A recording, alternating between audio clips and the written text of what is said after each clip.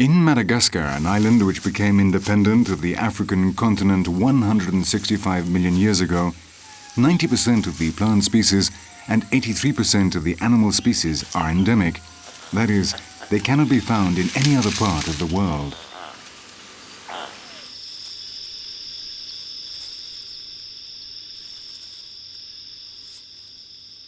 This gives them the value of uniqueness, but also makes them dependent on their exclusive surroundings in such a way that the loss of a single species can set off a chain reaction leading to the disappearance of many others.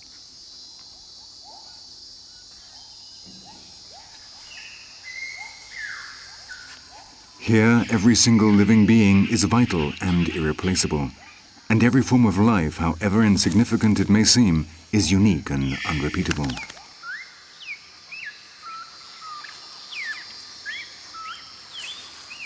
These places, this marvelous variety of species, reached their present condition over the course of 165 million years of solitary evolution.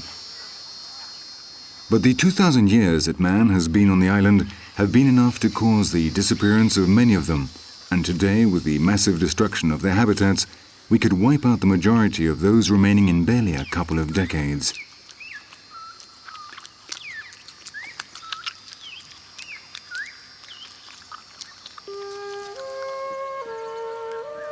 As we saw in the previous episode, since the arrival of our species in Madagascar, the island has lost around 80% of its original plant coverage. In just the second half of the 20th century, half of all tropical jungles have disappeared, having been turned into low-yielding crop fields.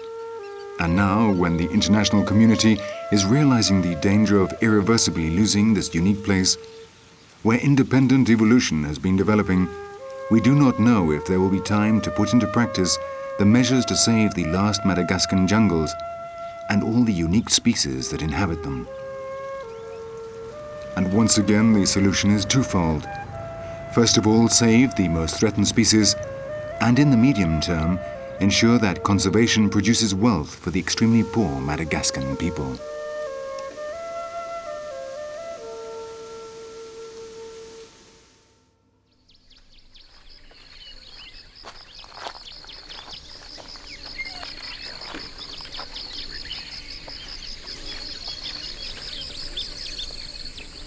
While new technologies and international funds help the populations to develop more productive ecological harvests, a program which brings together over 30 zoological organizations from all around the world is studying and breeding the most threatened species in order to ensure their survival.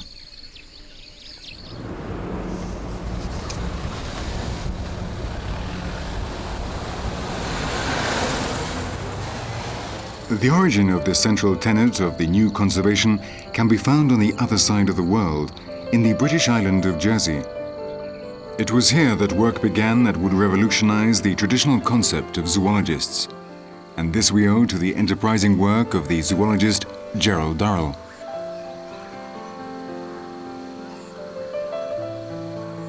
Durrell managed to turn into a reality his dream of creating a zoo in which the most threatened species in the world could be bred in order to then repopulate their original habitats.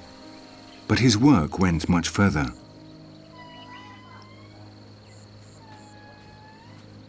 Jersey Zoo is simply the most visible part of the Jersey Wildlife Preservation Trust. Here, the public is made aware of the need to conserve the biodiversity of the planet. But behind the facilities and the animals of the zoo, a worldwide network of volunteers investigates species and their natural requirements, weighs up the threats to their habitats, and teaches the local populations about the value of the species that share the land with them. Quite a revolution in the field of world conservation, and one which demonstrates that old concepts and attitudes are changing, guided by new scientific investigations.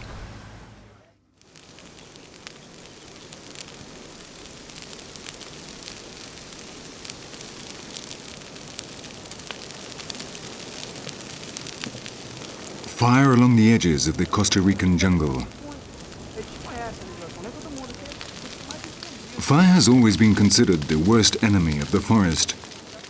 Why, therefore, are the perpetrators happily walking around the interior of a national park like this one, Santa Rosa. New knowledge has led to new changes.